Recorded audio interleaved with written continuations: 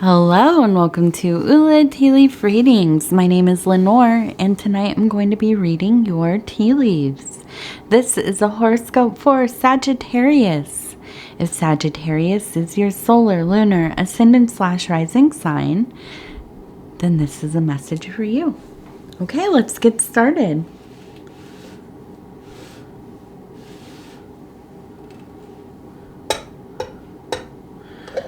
Okay. All right, let's see what these tea leaves have to say tonight. All right, all right. And so we have for our card the princess, that said Princess of Wands, okay? And this has everything to do with passion, attraction, love of life, enthusiasm, and intuition. So it sounds like a pretty pleasant place to be. Hopefully a nice week. Okay, so I want to let me just turn this really quick. I like to look at all of it. Sometimes I see something and I'm like, okay. So I'm going to start. A little bit of a yawn there. My goodness, sometimes I forget where I'm at. It's been a long weekend. We went to an escape room earlier tonight, and it was a lot of fun. It was the first time I've ever been to one, and it was kind of cool.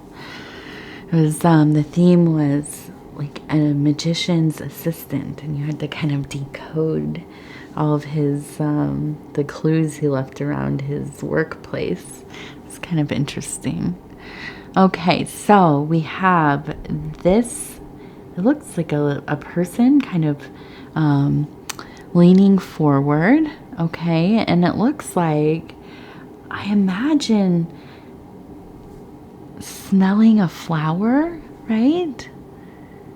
Or maybe, I thought at first, okay, maybe they're making a wish. But I kind of feel like this is like partaking in the nectar. Drinking that mana, right? And I feel that it really is just a place of being just kind of serene and uninhibited, kind of just, as if no one else were in the world watching you. You just kind of are enjoying yourself without minding what anybody else thinks, which is a very fun place to find yourself, right? And I want, people always kind of, not everybody, but people do romanticize being younger, right? More vibrant, more physically having more energy, right? Well, honestly, the older I get, the less I care about what people think about what I'm doing. And it's the ultimate freedom. You cannot pay me $1 million bazillion to go back to being as insecure as I was when I was, 22 years old. And so, whenever we find ourselves in a place where we really can just follow our own will, do the things that we want to do. Sometimes be silly, absurd, fail, right? Be completely wrong. There is a lot of power in realizing I don't know what I'm talking about sometimes, right? And just owning up to that. Sometimes you're just wrong. And I think when you're younger, you really worry about that. You worry about, what people will think, or how you will seem. And You know, I feel like you're really in a place. I feel like there's a lot of happiness in this. And with that Princess of Wands, there is that place where you're kind of, it's like an energy of being in between, really that real naive state and coming into a place of power. Really, there are a lot of awakenings happening. A lot of kind of, you know, things are connecting up. I think that there are a lot of sensations and impulses and being very inspired by the world outside of you, but also flowing into your interior landscape as well. Okay, so I also see we have this figure that looks like it is in a pretty happy state there, kind of hanging on to this this metaphysical, divine, cosmic area in the emotional zone. There's happiness. There's a lot of happiness. And, you know, interestingly, with this card, I feel like it seems to be that there are a lot of movements of passion coming up. I almost wonder if you are having kind of a period of time with a pretty satisfying flirtation, right? And this could be with, you know, somebody else. This could be with somebody that you are maybe a spouse. This could be somebody new. This could be, you know, just some random person. I don't know that, you know, you've just met. But it could be also that these are passions that are kind of growing within your own being. Okay. And you know, imagination, fantasy, these kinds of things. You know, sometimes we just get into that place where we really do get taken away into a very kind of fruitful, creative fantasy world, right? And I think that can be really a lovely place to create, you know, and to kind of also, it is kind of a break from the tedium of what we, you know, would call normal life, or our mundane, you know, the things that we, you know, the things that we do that just kind of sometimes feel like they're a little bit soul crushing. So having this kind of these little love affairs, right? And, you know, again, if this is with another person, I totally see this happening in long-term committed relationships. If you have been with somebody for many years, you know that sometimes, you know, there's just a sense of being very connected. If there's a very energetic feeling, a falling in love, a courtship, you know, being really excited to see each other. And maybe some people have this all the time. I don't know, you know, maybe. But I think, you know, every relationship goes through its season. So I think that you're really in a place where you are enjoying one another. You know, and again, this is, I mean, this could be with anybody. I don't want to leave out any kind of configuration of attraction, and no judgment either, right? If this is not your primary partner or whatever, you know, but I feel like, and let's see, we have right up here, I have a person who is kind of in the seated meditative state. They're looking up and it almost looks like there is some kind of like shooting star or, you know, something celestial. We also have which looks like a deer. Okay. Kind of this more, you know, ornate kind of, cosmic looking deer, a most sacred deer, right? And I feel like through all of this, you know, I feel like for you, you are somewhat of a romantic. Maybe that is not like your most forward feature of your personality, but I do think that you love to be in love. You enjoy, you know, being, well, who doesn't, right? But I feel like you really enjoy the attention and giving the attention. When it is reciprocated and things are going well, it feels really nice, right? And I feel like the other thing is that you also are a very down-to-earth person. So I think that although you have these very romantic whims, you don't have overly unrealistic expectations of somebody, which, you know, ultimately can make some of these kinds of situations heartbreaking, right? You know, if you expect, you know, this and this and this, don't know how to communicate it, or they're not willing, that it gets messy quickly, right? So I feel like you have a lot of self-love. You've done a lot of that interior work. You know the beloved well, right?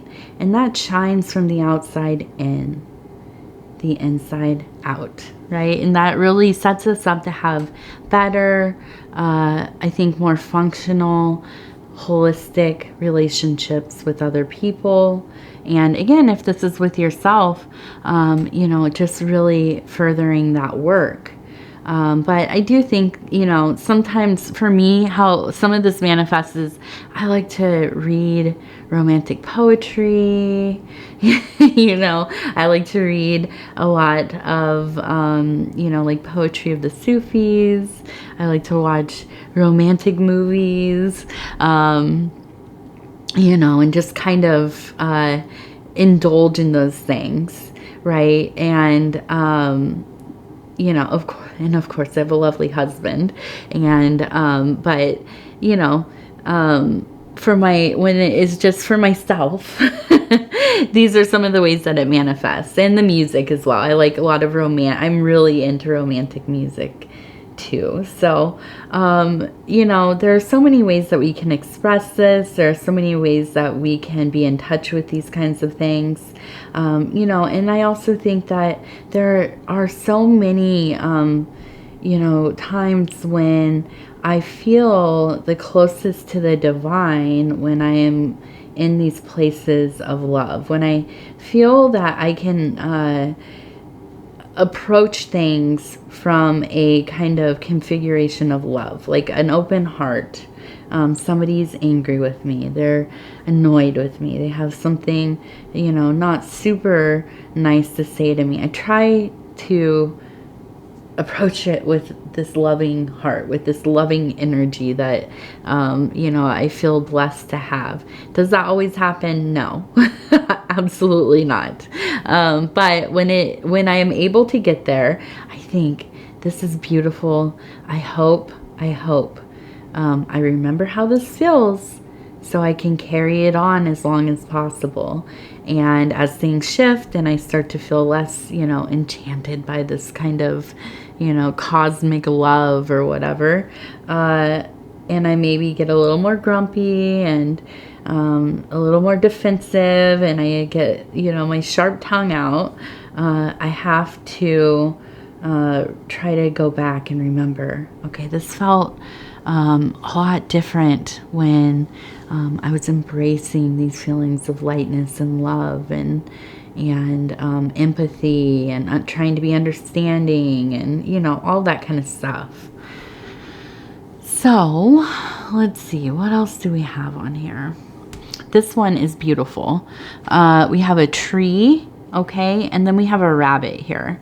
And we have the tree that's kind of growing out of that metaphysical space.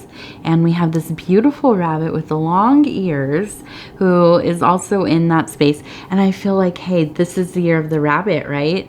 But also a sign of fertility with the tree. It reminds me of the tree of life, the growth, the balancing of all of the spheres.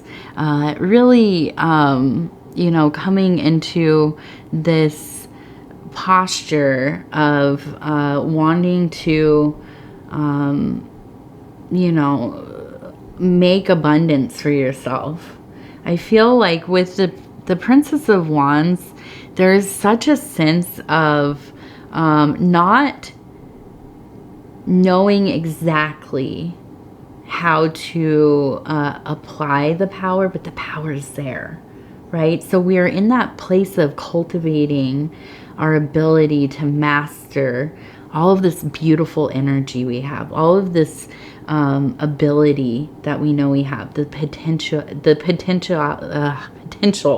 excuse me, of our expansive being, right? And we know it's there. We can feel it. It's coming out of our ears and our eyes, and you know, we're speaking with love and putting our intentions into play, and we're manifesting, and so as this is all happening, we're learning how to kind of fine-tune things, how to direct this energy. And that's how we kind of grow into that Queen of Wands, right? And so you know, we're just in this beautiful place of growing, lots and lots of the fertility, you know, abundance, fertility, ability, and it's just, you know, it's pretty marvelous, I would say. All right. Okay. So we also have, and I've been seeing these a lot, the little Y's in our in the cups the last few days, and I really think that this has so much to do with divining, just using our intuition. Okay, so although, you know, we're feeling all of this attraction, this passion, this, you know, fiery feelings, very alive in us, we also have to be discerning, right? So, you know, keep yourself protected. You know, don't let people into your sacred spaces unless you trust them. Be very, you know, careful of who you share your energy with. Okay. You know, not everybody has good intentions. Not everybody is worthy of your time and energies. And, you know, I hate to say it like that, but it really truly is, you know, how things are. So, like the mother I am, I just want you to, you know, be mindful. Be mindful, be careful. Okay. So, we have another little heart here. And actually, it looks like a heart and a butterfly. You know, and I wonder, I kind of wonder if, you know, this is kind of a newer thing, or if this is kind of a situation like we had talked about, where this is a long-term relationship. You're coming into a place that is more physically, you know, active, and there's a lot of attraction and flirtation and just being very close. I wonder if this is kind of, you know, a real evolution in your story. If this is somebody that's newer, or, you know, maybe you haven't been together for more than a couple years or whatever, I feel like this could be going on to the next step. Okay, maybe like moving in, maybe getting engaged, having a more solidified partnership, whatever that looks like for you. And, you know, I think just finding that you are, there's a deeper and deeper connection kind of coming to be.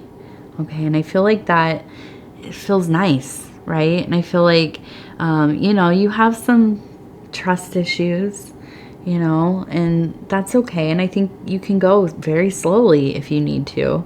There's nothing wrong with that. But I think that, you know, in alignment with the self-work that you have been doing, this is kind of a really nice overlapping, right? But then, you know, also, again, like I said, you know, please be discerning. Please, you know, don't go off of these readings for all of your decision making. You know, if it feels wrong, then something's wrong, right? If they show you who you are and they have not treated you well, believe them. Don't force something that is not there for you, okay? You know, too many of us have done that for years, and we can tell you all day long, you know, and sometimes you just have to live through it yourself. But there, and as I tell my daughter, romantic, you know, she's 3 years old, by the way, but I hope that she loves, and she loves widely and often, but romantic love is like not even in the top 5 kinds of loves that really, you know, it's wonderful. Partnership is wonderful. Being in love with somebody and being loved by somebody, it's wonderful. But there are so many kinds of loves, and you know, hopefully you find ways to cultivate love beyond having to do it with other people, you know, very often, because your life will be joyous, will be contented. You will find reasons every day to be happy, to be grateful. Okay, so you know, that's my 2 cents about that. All right, so the other thing that we have, and I'm doing this little different thing, is I got these little, they're gratitude cards by Lorraine Anderson, and it says it's a little deck of appreciation. So we're just gonna kind of cut this in half, pick one from the middle, and see. Okay, so we have the kind of sun, moon, and stars here, and we're gonna see what it says. Okay, here we go. Only high vibes. Avoid complaining for an entire day. Oh boy. Can I do this? I'm going to take this on. I'm not Sagittarius in any of my major 3, but I am going to take this challenge on tomorrow for sure. I've already complained plenty today. It's too late in the day to to begin that, but I hope that you'll try too. That's a pretty fun one. It might take quite a few tries for me before I get it right, but yeah, so maybe that'll be, let me know if you get through the day without complaining. I will give you a big standing ovation. All right. I want to thank you so much for spending this time with me. It is always such an honor to be able to bring these messages to you. If you would be so kind as to like the video, it helps the channel get into the algorithm, and the algorithm kind of decides everything for us. So thank you, algorithm. And the thing that it really likes is for us to to be liking the videos. If you share them on other social medias, watch them from the beginning to the end, watch your other placements. If you have not subscribed yet, please think about doing that. You can hit the little bell icon thing, and it will let you know when the next videos are coming out. And as I said, you can watch your other placements between now and the next Sagittarius. So your solar, lunar, ascendant / rising. I know people watch their Venus a lot, and cross-watching. So, other than that, if you want to leave a comment, I read every single one of them. I try to get back to them as soon as I can. Sometimes it takes me a day or two, just because I really do like to reply to them all. And also we get so busy over here. If you know or not, I don't know. But my husband, Paul, he has his own channels, which is the Dove and Serpent Tarot. If you have not seen it, go over there and check it out. He's an amazing reader. I mean, out of this world. And he just recently started doing bedtime stories. So he is reading, little stories, and they're kind of a really nice chill vibe, kind of that ASMR stuff, and definitely go check those out as well. So I want to thank you, and we will talk again very soon.